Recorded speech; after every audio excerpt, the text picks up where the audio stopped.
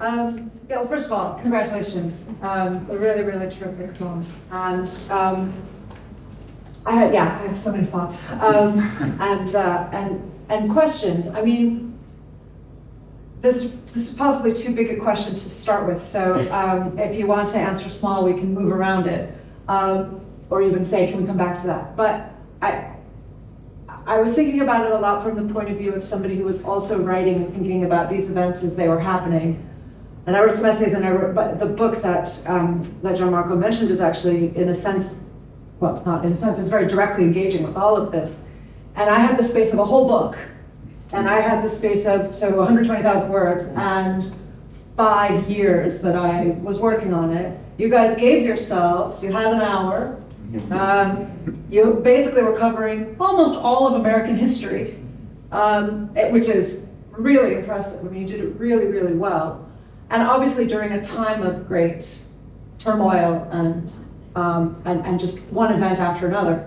So one of the things that struck me as an American watching it is that, you begin with Trump's 4th of July speech in 2020, you end with Biden's in 2021, and there was a little insurrection in the middle, which you decided not to address.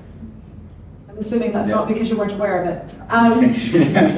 So my question, which I would say is in one sense a very big question, which was how did you set your parameters? How did you know what you were going to put in here and what you had to leave out? Did you have rules as you started out that you had to stick with? Did you figure it out as you went? What were how did you work that out?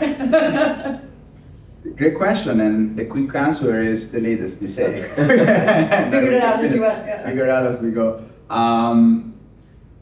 No, it's more complicated than that. But first of all, we knew from the beginning that we were not going to make the definitive film about these issues. It was just impossible to do. What we decided instead was really to get on a journey, because this film is really, you can see it as a road trip. And it really reflects what we saw on the field, on the protest. And you can say that organically, now that we think about it, kind of the editing also reflects our own kind of change in mind, and as we deep our understanding as well. When we talk to people and talk with more activists, and we figure out as we went. The editing took 3 months, more or less, but you can say that perhaps with maybe a few exceptions, from the beginning to end, is really reflecting the chronological order we experienced this protest. In May 2020, we were in New York. We live in New York. I moved there from Italy 14 years ago. And we were actually working on a film on Christopher Columbus.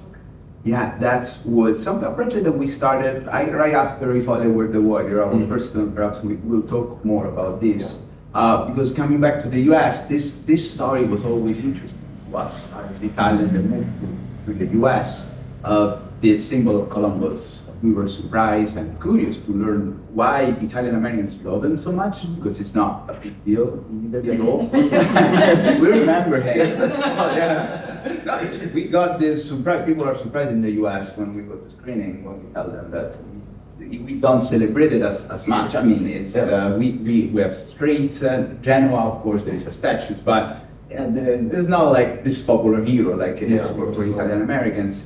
And coming back to the US from that project, we were interested in that also because Columbus has always been a point of conflict, always been opposed by a lot of activists, especially indigenous activists. As you know, beginning in the 70s, perhaps even before, but the American Indian movement started to oppose the celebration of Columbus Day, of Columbus statues a long time ago.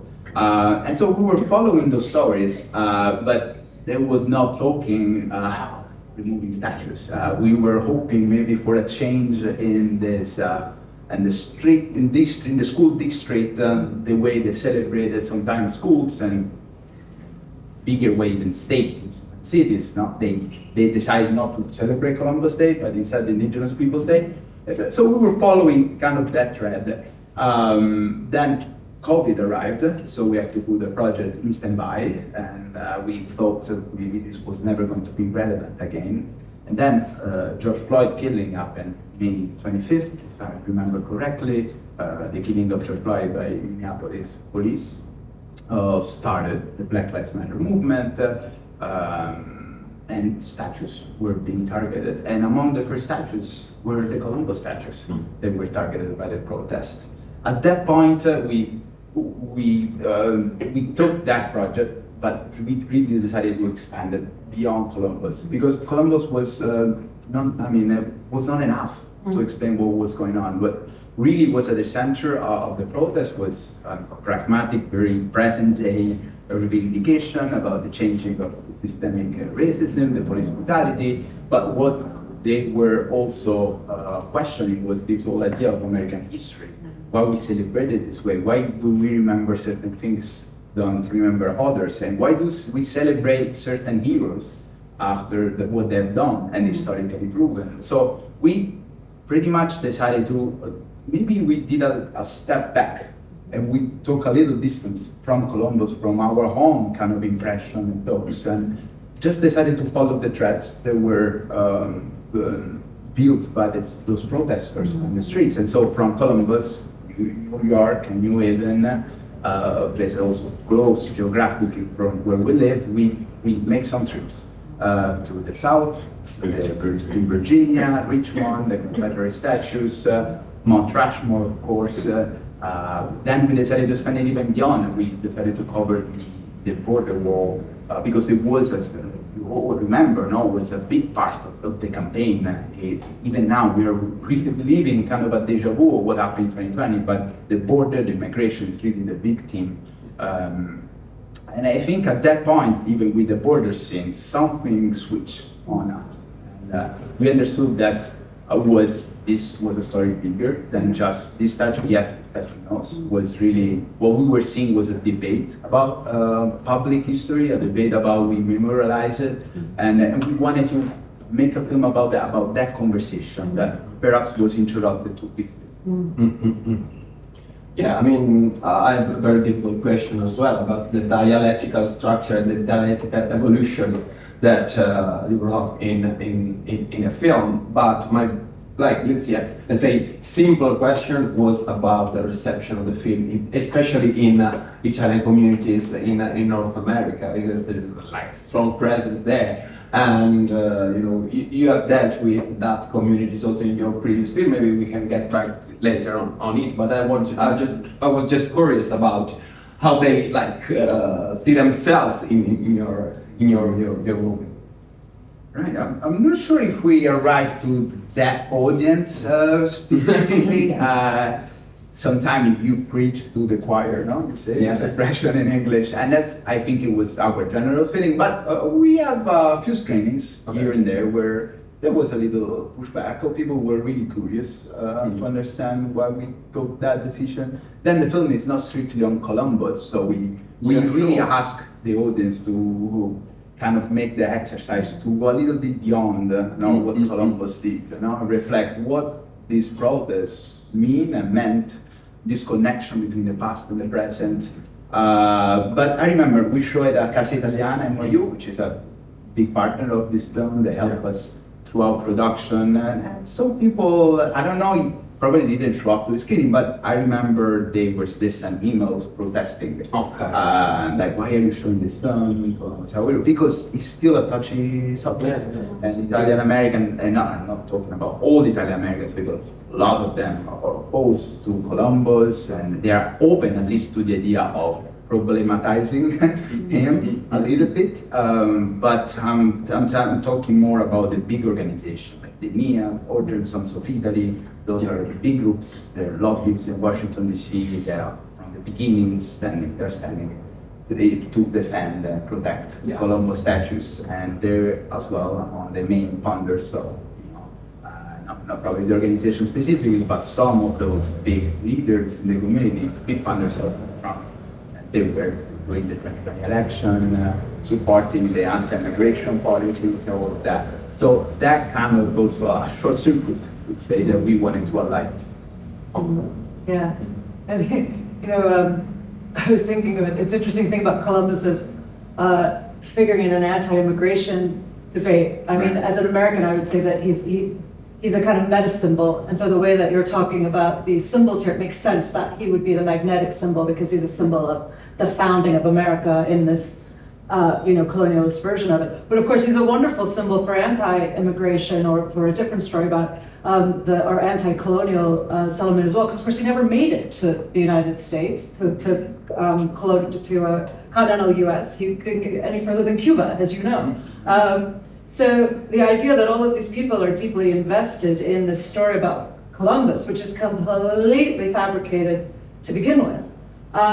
And I was very interested in your choice to, and it's interesting that you say that the story evolved and that we kind of follow you on your journey into American history, because I was very interested in your choice to hold off on the question of myth making until the end of the film.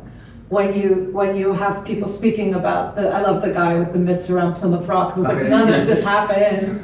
People, you see how small the rock is, they didn't walk on the rock, And of course, as you know, the story of Plymouth Rock was invented in the 1830s, The Thanksgiving was Lincoln established Thanksgiving during the Civil War in order to create another symbol of white unity during sectional conflict, right? So all of these things are fabricated. All of these stories are completely fabricated, and I was just very interested in the ways that you decided to hold off on the question of myth and which parts of it.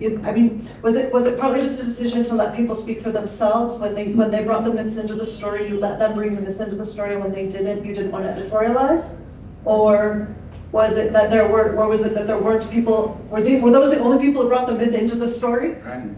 I think it was kind of, again, it was organic and came out in the editing. A lot of the approach, not just in terms of the more conceptual side, but in terms of even the cinematography and the audio and the whole structure of the film, is to let these little hints come in and put these symbols up against each other in different scenes, but really allow the viewer kind of the time and space to come to those conclusions and see the myths, not really explained literally, maybe without all the historical context, but see it through the objects, through the signs and the landscapes, the little plaques or the costumes that people wear during these holidays like Thanksgiving or Columbus Day. And through that, I think the way the myths play out in people's everyday lives start to emerge as we get into the end of the film. And going back to what you were saying, I think what we learned as it progressed, like Blair said, from being a documentary about, at first we were maybe going to follow this specific statue, what's going to happen to it, what exactly did Christopher Columbus, the man,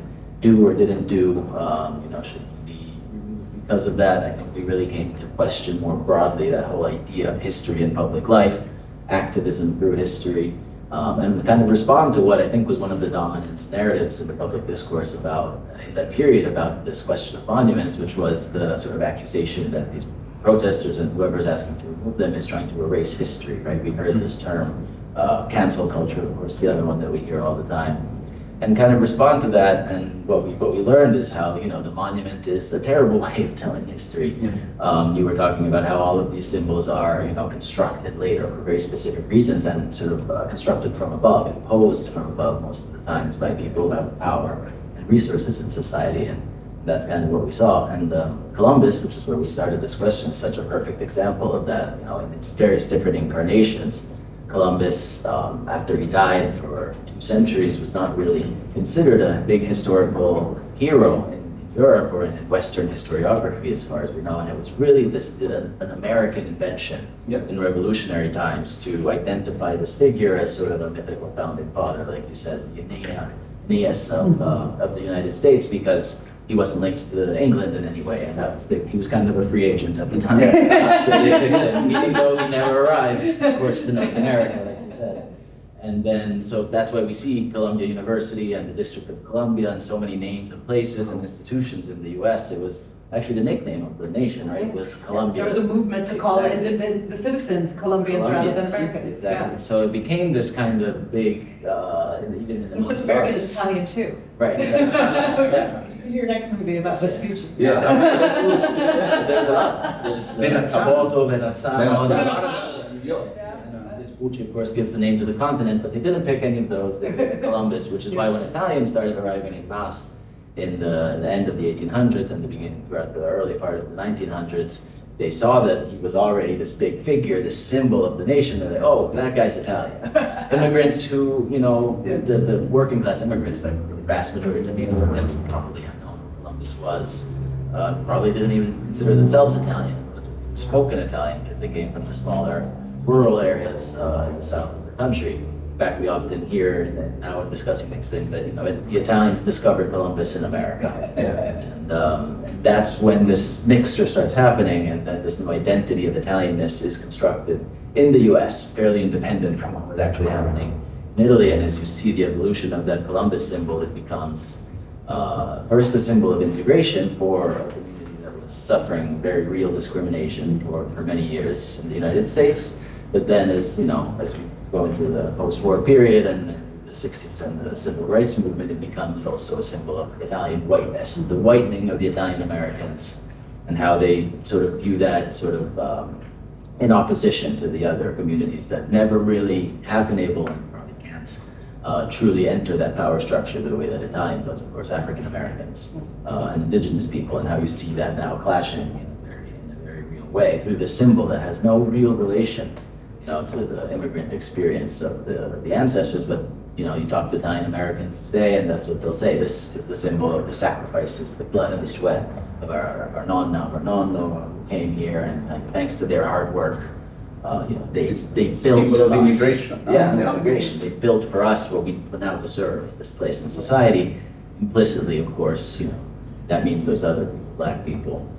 They haven't worked hard enough, I guess, and that's why that symbol is still also, in a deeper sense, really kind of reinforcing the idea of the American dream, of the meritocracy, and that's also what was contested by the toppling of statues in 2020. Just to jump in on... That's like masterful. I just wish Yeah. somebody recorded that. Absolutely is. Oh, good. Well done. to jump in on it, as far as I remember, one of the most significant periods in times in which the myth of Columbus used by Italian communities abroad was fascism. During fascism, that there was a substantial boost of public money to cultural diplomacy politics to foster the identity of Italians abroad. And of course, it make me pop in mind the fact that we are living in times of neo-fascist and very conservative way of understanding the belongings also of communities abroad, and the monumentality that is embodied, materialized in that monument. It has at our times that it's not just a matter of doing overlapping or just opposing histories, but it's just tackling our times to some extent. Fascists play a big role in the solidification, really, of Columbus as a symbol for Italian Americans.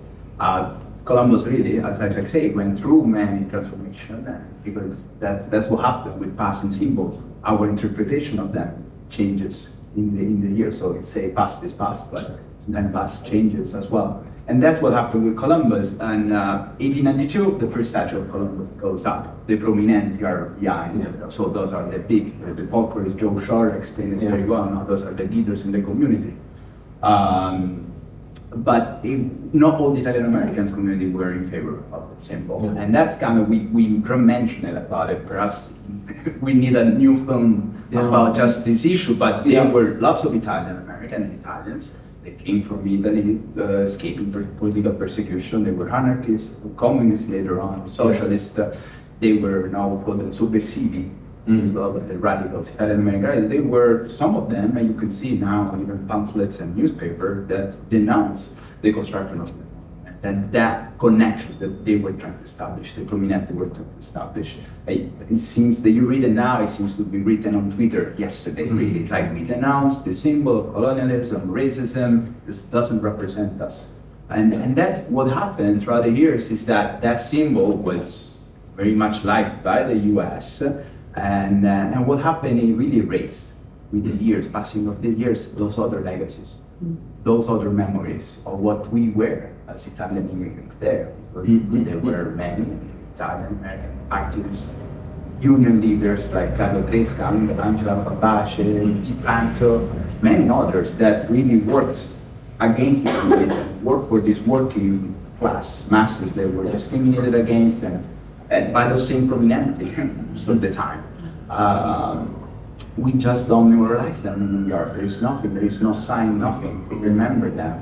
Those are lost in time. And what happened in 1920s when in the peak of the fascist propaganda in the US is that fascism saw an opportunity. Columbus is kind of the right figure that we want to push to really create a sense of Italianness when the Italians were not really feeling too Italians when they moved.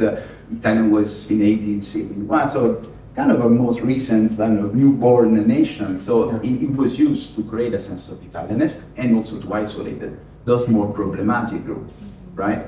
One of the statues that we filmed in Syracuse, where you see the old person, the old guy talking a megaphone saying, "That's symbol to Columbus." That statue is donated by the fascist regime. And there are many. If you see kind of, there's this very interesting graphics that shows you when the statue of Columbus was built. 1892, big time, of course, 500 years since 1492. Then another peak in the 1920s, throughout the 1930s. And then very interesting, I think there is a lot to read there, in the 1960s. And many historians now see this as a backlash in the civil rights movement. It was a time of riots, of black communities reclaiming their space, and Italians were pretty much using the symbol to set themselves, solidify their position in cities. This is our space. Because that's another thing that was, I think, missed sometime when it was told by the news. This was as much as a protest of symbols as it was about reclaiming space in cities. We saw it in Richmond, Virginia, now the Monument Avenue. This is a place that's always, communities of colors always been excluded from the neighborhood. During those incredible months, those streets were animated by a completely different crowd. That square where you saw the Robert T. Lee, the pedestal full of graffiti, became a new square, new place of aggregation, of activation. That's what happened when you activate those monuments. They stop to be silent and you activate it. So that's very interesting. And that's what they were telling us over and over again. This is right about, Wall Street, our street. That was also one of the slogans that were chanted in those months. The other element, if we can just quickly jump off of what you were saying about Italy, is the historical continuity, I think, is at the center of what these protests were kind of trying to tell us, right? Because it's really about saying there's a problem in the present day, a social problem, an economic problem, with these terrible inequalities that are part of our country.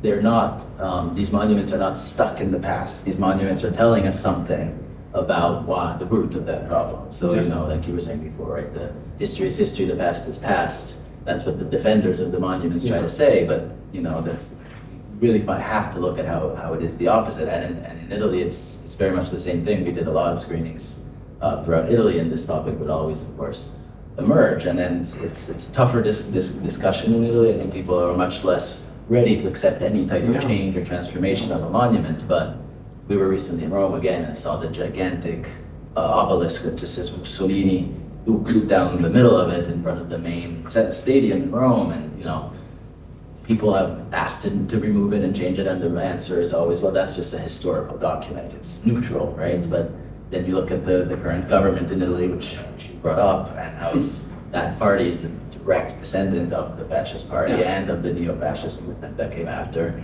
And how can you say that there's no connection there? It's not like looking at the Colosseum, which is the other thing you hear. Oh, well, if you take down that, what's next? The Colosseum, because they had slaves fighting there, right?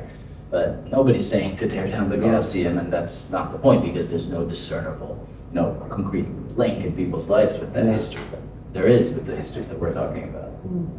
Well, and you could keep looping it too, because, the sense that history is not repeating itself, because that's, first of all, Steve Bannon thinks that, so I don't. But secondly, because it is too simplistic, but certainly there are these, if we think in kind of collective Freudian terms, there are these repetition patterns that don't work themselves out until we resolve them in some more constructive way. And And the through lines about fascism in America in the 1920s, of course, are not just about Italian Americans, but about native-born Americans, the links that the Klan saw between themselves and and Mussolini's fascists, the ways that those emerged at exactly the same time, 1921, 1922. The Klan tried to have, as I'm sure you know, international alliances with Mussolini. Mussolini was more admired in the United States than in any other country in the world in the 1920s. Saturday Evening Post, just the magazine of Middle America, was running cover stories about how Mussolini was the greatest thing ever. And all of those stories, I mean, this is what my work does, is do the ways that you can show that those stories about a certain conception of American, various formations of right-wing American identity do have a straight line to Trump. They just do. They demonstrably, you can evidence that I have, other people have, it's there. And so the ways in which these, this isn't just a question of leaving the past in the past, but of recognizing the way that that past is shaping our present and continues to do so, which obviously is also one of the things that the activists are always talking about, and the importance of reclaiming points from that angle as well, that it's part of the battle, it's part of the ongoing battle. What you recover as well is important.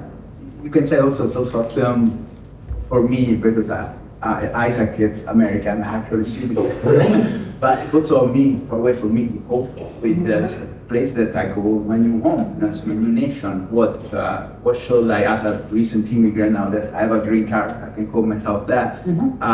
So what? Welcome to the family. It's a mess. I figured. So how do I cope with that? And now, what makes me? What does it make me American? What does it mean to be American? And also, perhaps has to do with the fact that we look at history. What are the episodes that we decide to celebrate and to pick and to remember? Because that makes the whole difference of the world. If you get picking all these monuments that are self-celebratory, then of course it seems that we are in the greatest nation of the world, and like is often repeated now. There's really democracy, this beacon of light throughout the world, shining this idea of democracy everywhere. But then there are others episodes in the history. And what I found interesting, working in this film was how the activists really were not just wanting to destroy monuments or attacking symbols. They were trying to reclaim memories of people who fought back, who really tried to fight back against oppression. And then we have the case within the Lakota reservation, with the massacre of the Lakota people in Woyoni, or even better, the burial ground, the African burial ground, where those activists have been saved, they really saved from development. They wanted to build a stadium. They set these memorial places to honor, among other things, also the slave the Gabriel Rebellion, the biggest slave rebellion in the country. And that was also interesting, that through these breaks in the rocks of this monumental America, those other stories also emerge. And by reclaiming the story, then there is a link to make change in the present. I think that kind of connection is really what really inspired us to take on this journey. Yeah, I think you do incredibly well. Yeah. I feel like we should open things up to the Sure. the time that we can obviously keep going. But we want to open the floor to some question, comments. Thank you very much. I just thought that was absolutely fantastic.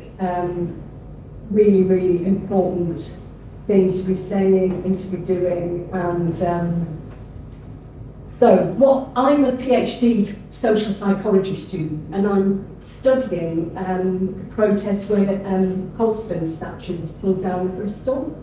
So that was mentioned at George Floyd's funeral. And various things happened afterwards, and I'm looking at solidarity and hope and monumentality. I mean, your film is just basically my PhD. It's set in another place, but it's taken me much longer. I know the feeling. So I just was really struck by the universal nature of colonialism. Because that's really what it's about. That it's not just America, it's everywhere.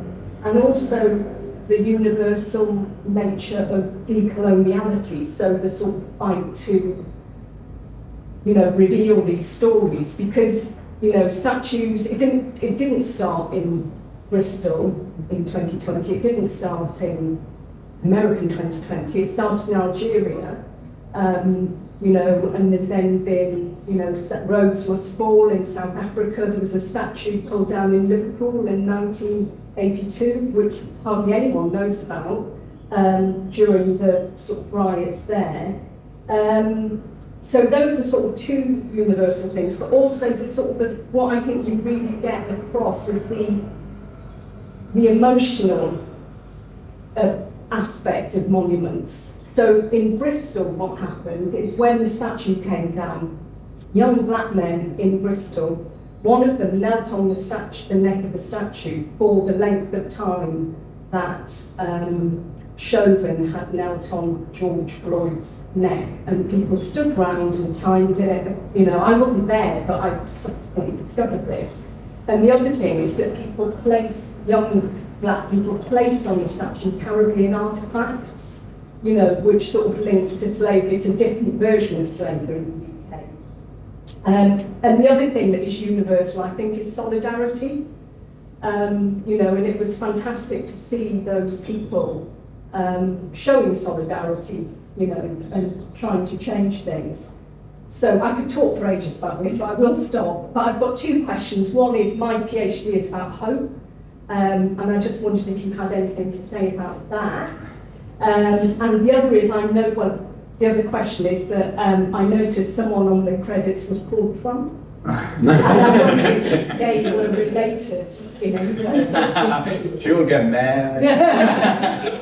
I'll take just that first one quickly. No relation to the President Trump. But this is helps me mention, because Maxine Trump, who was a consultant on the film, she's also a documentary filmmaker. We saw her last night when we started this tour in Bristol, where we did our first screening, which was at the movie theater, which was actually basically a 2-minute walk away from where the whole statue was. So it was a perfectly fitting occasion, and I completely agree with everything you said about the commonalities, the universality of some of those themes, but also the differences, of course, because even in our brief conversations yesterday in Bristol, you can see how different it is to see those things play out in the US, where the colonial conquest was internal, as opposed to the UK, where it was mostly overseas. Not much hope. Well, yes, so maybe, it's not the more hopeful ending. But like I was saying before, we bring up those episodes, and if you put them together, they really make a constellation. And when you look at, you really see a different vision, a different idea.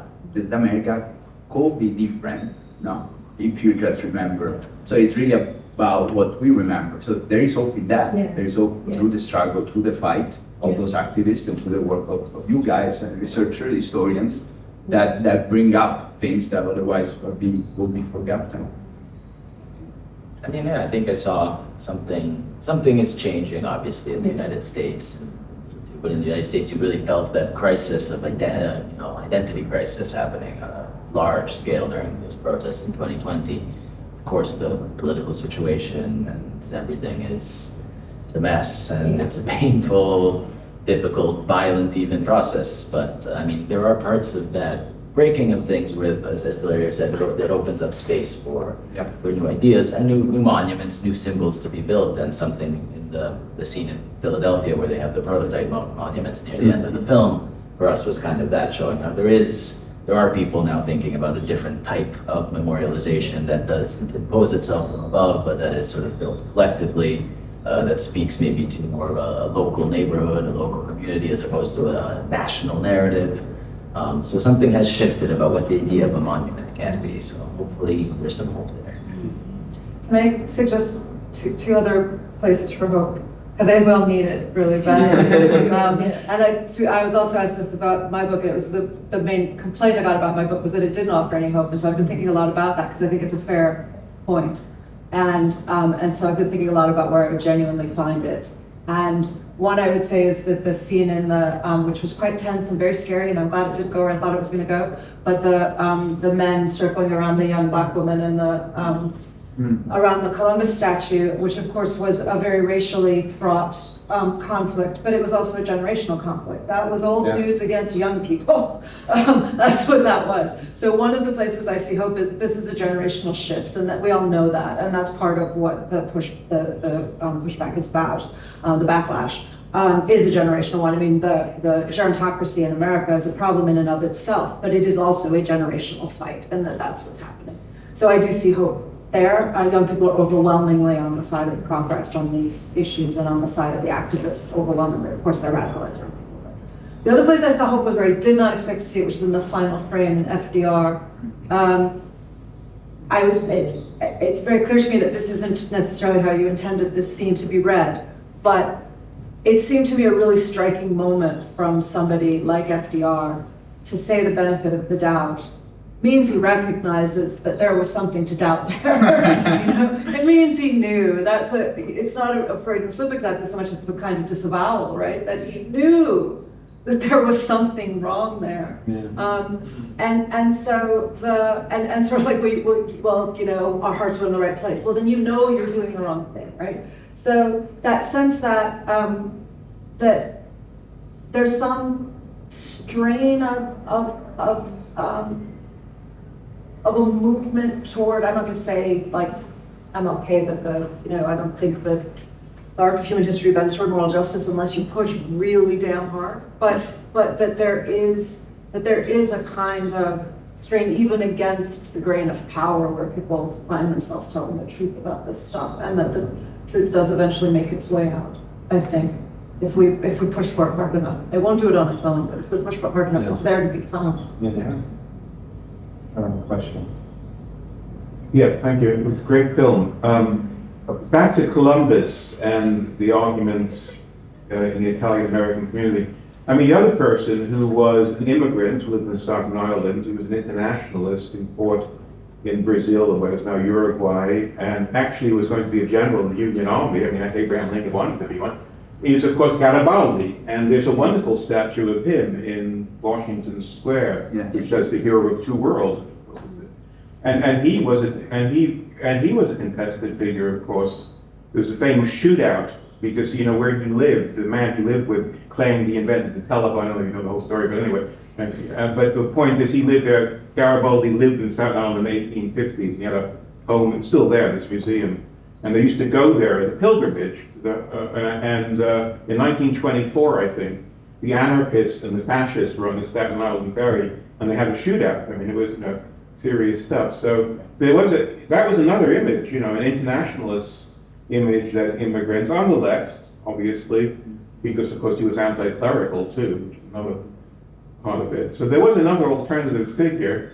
And in the 60s and 70s, as somebody mentioned, they started to mimic African-American Black Power movement. So, we have the Italian-American Association, whatever it was, who had some dubious characters behind it, by the way, some people from the Five Families, but also politicians. And that, like late 60s, early 70s, was a battle over resources in New York City, and so there's all of that going through. But certainly Garibaldi is the alternative, I think. It was built, the statue of Garibaldi was built around the same time of Columbus in there. If I remember correctly, even from the same Prominente, I think it was Barsotti. In those years, they built well, the fascists tried to appropriate him, obviously. Right. They will gather. Kind of didn't win on that. Anti-fascists will gather under Garibaldi, and then they will. The fact you mentioned, Staten Island was by the Garibaldi house, where he would stay with Benucci. That's right. The man who founded that. Right. So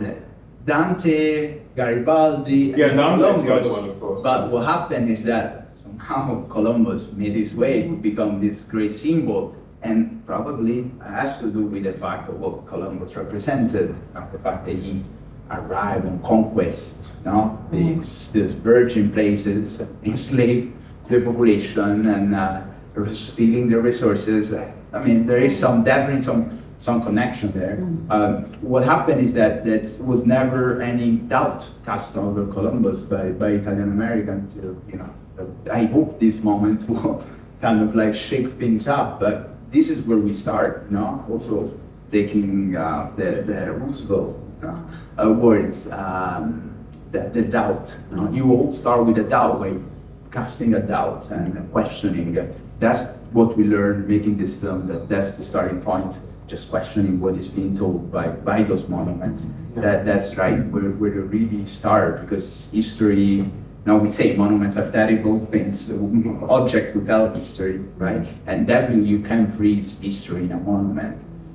What we have to do is really keeping it alive. There is that level of activation that needs to be involved. And I'm glad that we saw the prototype, but there are many artists and community working on memorials, monuments that are different in shape. They even use different materials. They're not like a static and never changing, like marble or rocks. So, they are made of ephemeral materials sometimes, and they often really invite the participation of the come and then move through. And because monuments at the end are important, and that's why it was not just about removing monuments. It was really about reshaping the memorial landscape of the US. And then just a quick example of that, staying within 200 feet of where the Garibaldi statue is in New York City. They inaugurated last year a monument to the Triangle Factory fire. Yeah, of course. Of course, a very important moment in labor history in the United States, and with the fight for women's rights. It's a fire, for those who don't know,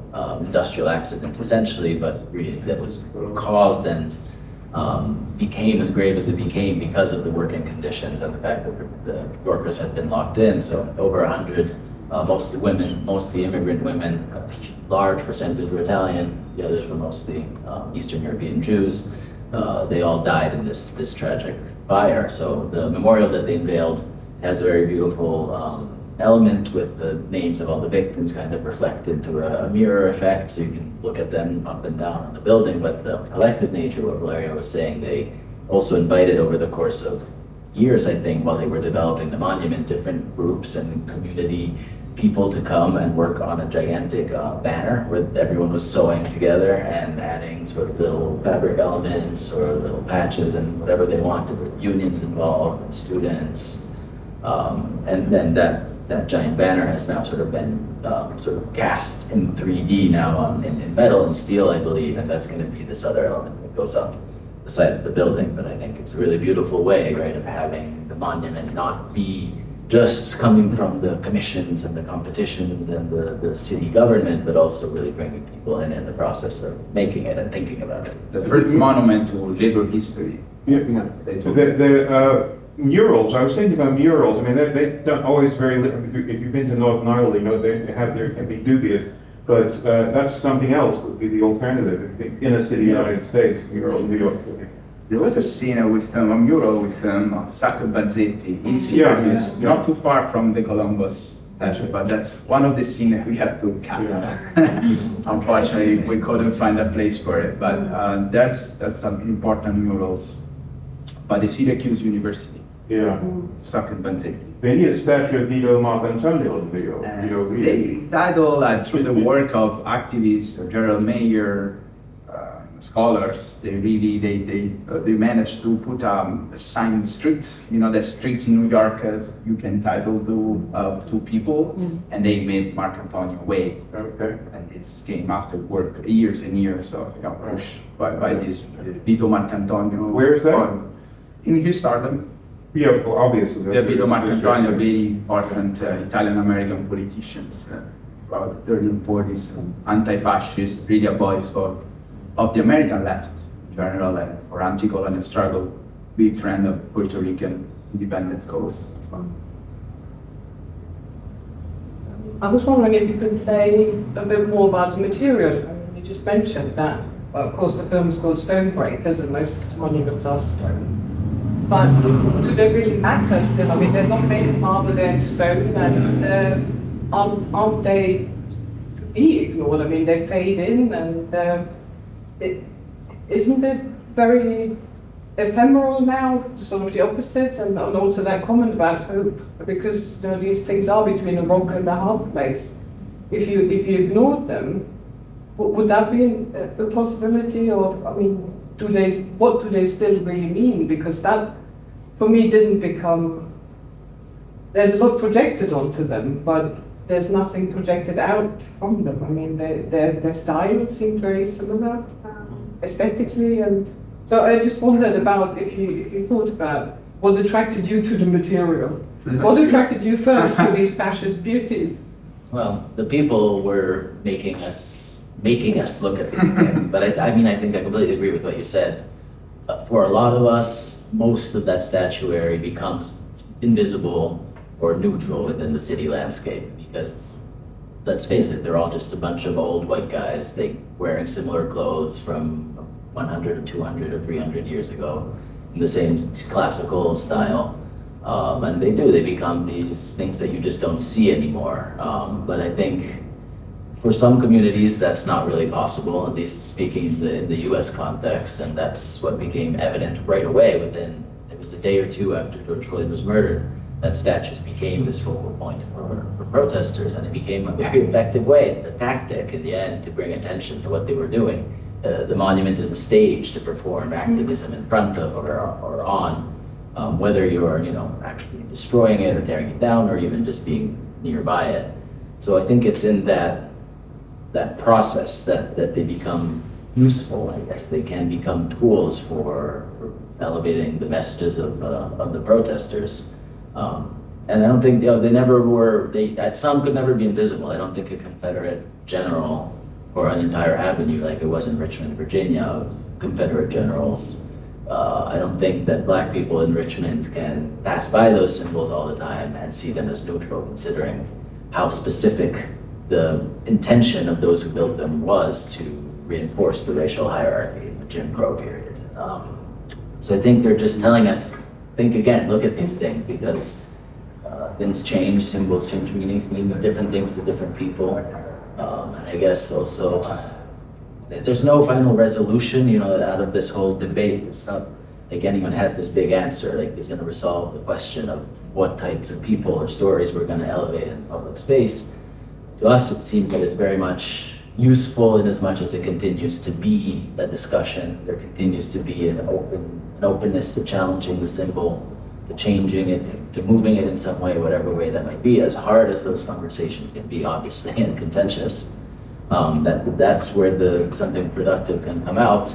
On the flip side, what we did see as a missed opportunity often, at least in the US context, was the way the city governments were sometimes removing the monuments. It's the most sensational cases of removals were the topplings, the spontaneous topplings and the protests, but many more statues were removed in the following months by mayors and city administrations who were seeking to pacify that protest and that energy, and the solution was, well, okay, we're going to disappear the Columbus statue overnight. No public comment, no announcement. You just wake up in the morning and that thing is gone. And there's something in that, the superficial, I guess, satisfaction of the protesters' demands with regard to statues that seemed like a missed opportunity, where you just have emptiness there now, and you can't talk about anything either. We were just in Richmond recently, where that incredible statue of Robert E. Lee was transformed with the graffiti into something completely different. The whole space around it was transformed into a place that was alive, where people could gather not just for political actions, but for socializing, whatever. That got taken down, not just the statue of Lee up at the top, but the entire pedestal was eventually dismantled and removed, and that was such a powerful image, such an incredible transformation of the meaning of the statue, and it seemed like a real shame not to have found a way to keep it there as it was. Now it's an empty garden. It's like you're actually not even allowed to walk on it because there's plants and flowers and stuff, and there's nobody there. Yeah, the community took it back. Yeah. Even said we're talking about space. And there is missed opportunities, because we saw also many intervention on the statues, on the deck. They were interesting, sometimes even from an activist point of view, even better than the removal, big signs, so the splash of color. Like what we kind of found out talking to them was like what really was probably not really necessary is the little black that contextualize it. You need a much stronger impact. You need something that makes you stop, makes you think, that has an impact on the statue itself. and that pedestal was something like that. And I think that opened the question of what are the remains and the monuments of the Black Lives Matter movement? What have we left with? Because most of those, like those pedestals, they are gone. And Minneapolis, I think, is still there. There is that face that we also film. But a lot of the more spontaneous memorials that were built by the people very spontaneously, maybe with piece of the protest, with flowers and message, and they are disappearing. So it also kind of opened the question how we are gonna remember. In the future, we're gonna look at this moment in time, maybe 100 years from now, since we have nothing left. Yeah. You know what I mean? Well, we do. I mean, first of all, I mean, you created your own kind of That's school, right, yeah. didn't you? And people are making different kinds of interventions. I mean, yours is considerably less silent and considerably more nuanced than a statue, which is partly why I think we're all responding to it the way that we are. But I think there are people have talked about other ways of thinking about what we could do with the statue so that it isn't so binary. And I was thinking in response to your question about the way, and to your answer about the importance of intentionality and the ways that particularly the Confederate statues were put up. You said put up specifically to intimidate Black people, put up specifically as an act of terrorism in front of courthouses, not in graveyards, not in cemeteries as an act of memorialization, in front of courthouses where Black people were literally being lynched next to them, right? So the symbolism was intentional and twinned. So the ways in which people have talked about keeping some of the important statues, like the Lee statue, the ones that became a locus for protest, so important for many reasons, and then putting them in something like a history of lynching. Museum of lynching, where there is, this new museum of lynching started by a young person. Finally, America has put up a museum of lynching, and one could imagine, the statues that were put in front of the Gwinnett County Courthouse in Alabama, next to the guy who got lynched there, the story of that with the actual statue, with the Robert E. Lee statue, with then the Black Lives Matter memorials, some of them representatively, and telling the story like that. I wonder what you guys think about that with all the thinking that you've done about symbolism, whether that would be a more constructive, it's not erasing history, but it's telling history in a different way, recognizing the history of all of it. That the white supremacist statues are part of history, whether we like it or not, they're part of history. Although we like to consign them to history, but it's true that we can't make them go away, or we should, in my view anyway, we should make them go away, because then we're whitewashing history, right? So, because then you can just pretend none of it happened. There were never any bad people, right? So what do you guys think about those kinds of solutions with all the thought you've given it? I think there is no one solution, and there could be many ways. And I think it really goes back to asking the community, asking the people. And I think it made me laugh, but we were talking yesterday in Bristol that after the removal of Colston, they open up to the community asking, what should we do with this? And people came out with many ideas, right? And I think now, I think the news was from yesterday, they're putting it back at the museum. Yeah, that's right. Yeah, so they put it in the museum, and they had a consultation. Right. And the people about 14,000 people responded, and about 80% thought it should be in the museum on its back with an explanation and the placards from the protest. And there is now going to be an exhibition called Power, Protest and Racial Injustice. And the statue's being returned to the museum. I didn't know. That conversation, the fact that people are expressing, they're talking about this, they're probably learning about what Colston did. Yeah. That's really the essence of what we should do with those monuments. But not because one of the proposition was, I don't know if it passed, but I think it was maybe the more effective one. Why don't we put Colston back in every 6 months? We put it back down. And we reenact the toppling. I think that's also a smart idea. I don't know if it's sustainable, but I mean. No, that was one of the 14,000 responses, which I did talk to my people I talked to them about that because I thought it was great. Yeah, because in the UK, people do things like cheese rolling. Things where they roll barrels that are on fire through streets of particular members. You can be inventive. The sky's the limit. Any other comments for the audience?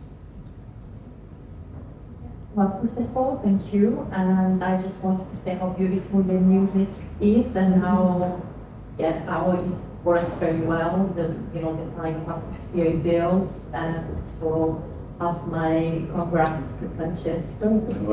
Really amazing work. I was just wondering about trust, because when you're obviously shooting film, going to these communities, a white Western person, so obviously you had to establish a lot of trust. I'm not sure how much you were involved with some of these groups before, and how you built this, relation, and how you got to be able to gather all the footage that you did. Yeah, no, thank you. We'll tell Francesco for sure. And I just ask, will it be shown on, like this kind of story building like BBC?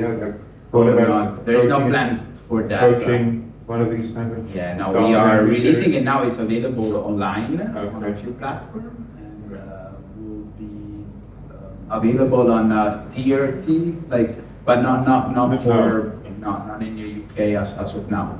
Okay. Yeah, but yeah, to go back to your question, thank you, because that's also an important part of the work. And you can say that for a lot of people, especially indigenous activists, we build that relationship in the years as well, working on that Columbus film.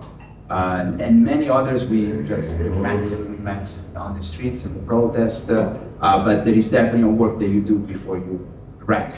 This is a question we get a lot. How do you just go and film? I mean, before you film and take the camera, you talk to people. You have to explain what you're doing, and you have to explain why you're doing this film. And so there is that work that is as important, it's more important actually, that the actual getting the right footage, the good footage. It's more important that you're in touch and contact with the people, the subjects, there's that horrible words in the documentary, but with the people that make the film. So there is that level of synergy that needs to happen.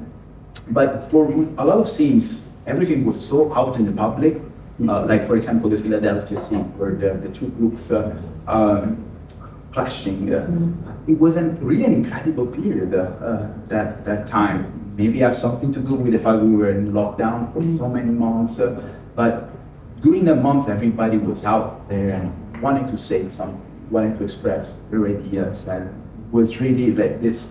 The monuments, right, became the stage of this. So sometimes we just have to wait in front of a monument for something to materialize. So I don't know if we would have been able to make this one now. I think it was a pretty incredible moment, with the zeitgeist moment in history, where really we saw this clash between past and present in a way that was really unprecedented. Some also, couple of very lucky coincidence, just an anecdote, is Chelsea Higgs Wise, who was the activist interviewed near the end in Richmond, Virginia, about the monuments. She was she's one of the most important activists, very vocal throughout the whole 2020 protests, and we had been following her on social media and reading her articles, but always a little intimidated almost to actually contact her. She seemed kind of unapproachable, very busy. She's like the leader of the whole movement. So in the end, on the last day, we never reached out to her. We decided we have enough interviews, it's fine. And on the last day, we went to this historical slave dock area, and she was there doing yoga. And we're like, I think that's her. So we were like, hey, are you? And she was like, yeah. And she was completely open to do an interview right on the spot, which ended up being very profound. So there was a little luck there too. He was ready for incredible. But there was that Another openness. coincidence, the god of documentary, the photographer. Same things. Oh, yeah. Like we try contact him, no answer. And then we know that he was like in the desert, like no reception whatsoever. And we only have 3 days there in Arizona, no, filming the scene. But we know his work, so we wanted to meet him. But there was, what are the chances, to meet somebody in the desert? Yeah, this is what happened. It's crazy. We just went to where they were building a wall, and we just arrived, and he was coming up. And we recognized him because we saw the picture, we saw he's introduced with other, like on the news, and and that was another of those magical moments. And then it was ready, available for us. So yeah, of course, just do the interview. And like sometimes this happen, and just chance luck. Well, making the most of your life. Yeah, Basically, Yeah. yeah. You wouldn't have let anyone have gone all the way to the desert to try to find him. So you created the opportunity. There's some work there. I think we can continue our discussion in front of a glass of wine. So, They've earned it. yeah. Thank you so much. Thank you.